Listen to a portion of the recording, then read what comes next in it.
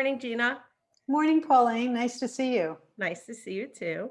Thanks Thanks. for taking some time this morning to talk with me. Wanted to My just pleasure. get a little bit of information from you about how long you've been practicing EMDR, and also if you could tell us what type of problems EMDR can be used for. Great. I'm happy to. I got trained in EMDR in 1993 after being a patient in 1992. EMDR was actually developed in 1989 by Francine Shapiro while she was a graduate student. And there's lore and legacy to the story, which I always go through during the training. But essentially, she realized that bilateral movement, thus the name eye movements, because we now know there are other types of bilateral stimulation, eye movements, tapping, tones, helped her realize that it would desensitize disturbing experiences or disturbing memories, and later on discovered through research that and clinical work, not only did it desensitize memories, but they reprocess to a state of adaptive resolution. So I came to EMDR with complicated PTSD. That's what EMDR was initially developed for. And it cured me of all the PTSD symptoms. And right, exactly. And it really impressed me because I had suffered from those symptoms for quite a while. And at that point, I had been a psychotherapist for 10 years in clinical practice, and I decided to get trained in EMDR and to devote my professional life to bringing that treatment to my clients whenever it was appropriate, and to getting as many other therapists as I could trained in the methodology and help them integrate it into their own orientation. EMDR is very applicable to all the major therapies, somatic therapies, psychoanalysis, psychodynamic, client-centered family therapy. You don't have to divorce yourself, as someone said, oh, I'm married. Do I have to get divorced now? No, you don't have to divorce yourself from what you've been doing for years or what you've been trained with, but you can apply EMDR within that framework and integrate it into your practice. So that's the first step in doing that, is getting the training in the EMDR. EMDR, as I said, was initially developed for post-traumatic stress disorder. And we think of PTSD with what we call big T traumas, things such as natural disaster, man-made disasters like terrorist attacks and war. We also think of it as like, assaults, rapes, car accidents, medical traumas, traumatic grief and loss due to possibly, terrorist attacks and natural disasters, that sort of thing. We call those the big T traumas. Those are obvious, and we go, yeah, that's PTSD. Mhm. But what we discovered that EMDR could be very applicable and useful for what we call small T traumas. So everyday occurrences that would have affected our sense of safety, sense of fears of abandonment, issues of shame.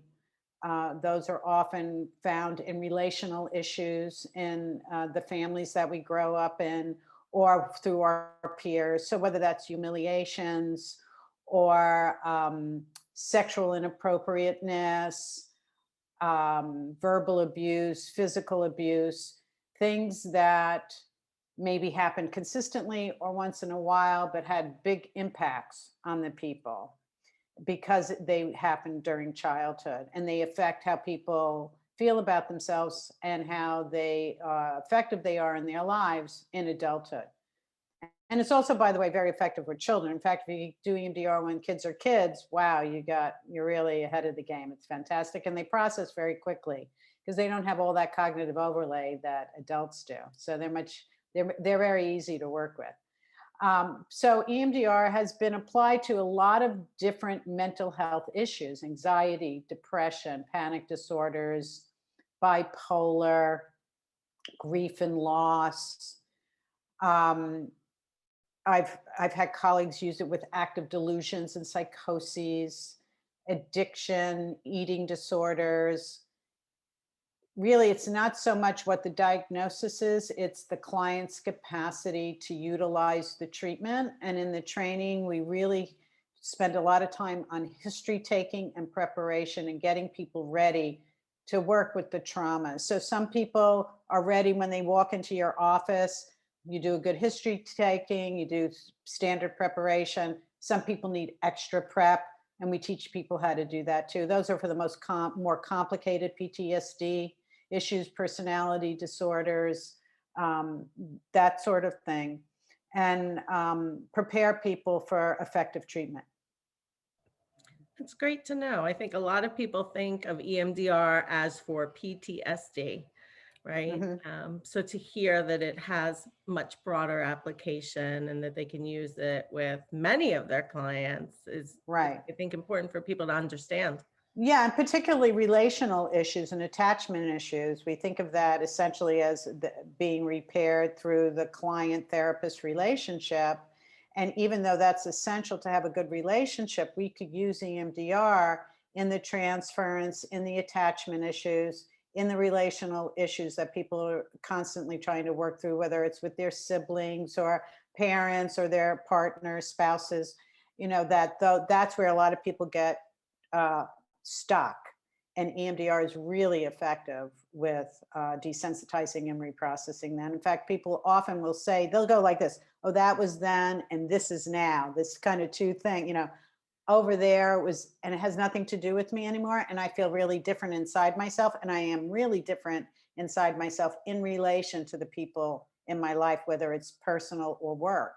Right? Freud said it's all about love and work. He wasn't wrong. He was right.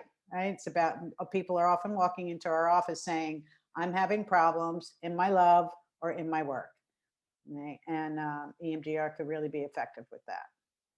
Well, thank you for sharing that with us. Mhm. And I'm looking forward to another great training. Getting trained with you really changed my practice. Mm. And I'm very grateful to have EMDR in my tool belt to be able to help people. So Yeah. thank you. And That's terrific. Can you let people know how they can sign up? yes, so Yeah, let people know how they could sign up because we still have some spots available and would love to see yep. people So come on registration board. is Mhm. easy. It's right through our website. So you're going to go to www.hhptherapy.com/events, and you will find the registration for our EMDR Spring 2021 training that's coming up. That's fantastic. And if anybody has any questions or concerns, they can contact me directly at 917-575-7668 or Gina Colelli at gmail.com. My name is on the screen. It's one L then two. So, okay. And you could Google me. You could find my information through Google. All And right. I'm happy to answer any questions you have. Thanks, Pauline. Thanks, Gina. Have a All great right. day. You too. Thanks, everybody. Bye. Bye.